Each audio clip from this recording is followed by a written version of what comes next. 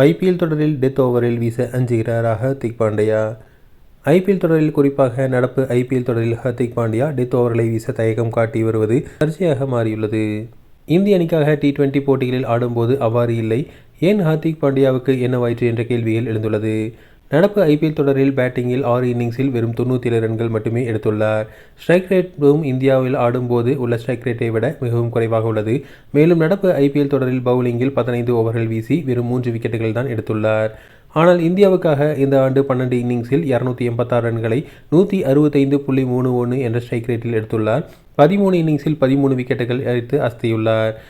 மேலும் முக்கிய தருணங்களில் ஹர்திக் பாண்டியா இந்தியாவுக்காக டெத் ஓவர்கள் வீசி அசத்தியுள்ளார். குறிப்பாக 2024 T20 உலகக்கோப்பை இறுதிப் போட்டியில் கடைசி ஓவரில் தென்னாப்பிரிக்காவுக்கு 16 ரன்கள் தேவைப்பட்ட போது சிறப்பாக வீசி வெற்றி கொடுத்தார். 2016 T20 உலகக்கோப்பையில் இங்கிலாந்து 2 ஓவர்களில் 39 ரன்கள் தேவை என்ற நிலையில் இருந்தபோது 19வது ஓவரை மிக சிறப்பாக வீசி வெறும் 9 ரன்களையே விட்டுக் கொடுத்தார். இந்த ஓவரில்தான் இங்கிலாந்து தோற்றது. மேலும் 2026 இந்தியாவுக்காக ஆடும்போது T20 போட்டிகளில் இன்னிங்ஸில் முடியும் தருவாயில் 10 ஓவர்கள் வீசியுள்ளார்.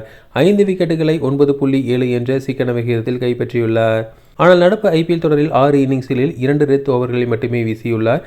ஒரு விக்கெட்டை வீழ்த்த ஓவருக்கு 13 ரன்களை கொடுத்துள்ளார்.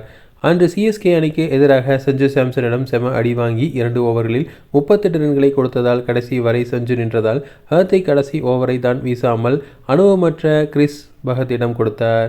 சஞ்சு அவரை 16 ரன்கள் விளாசி ஸ்கோரை 207 ரன்களுக்கு கொண்டு சென்றார். இதில் வேடிக்கை என்னவென்றால் பாண்டியாவைப் போல கிறிஸ் பகத்தும் முதலில் சஞ்சுவிடம் செமத்தியாக வாங்கினார் என்பதே.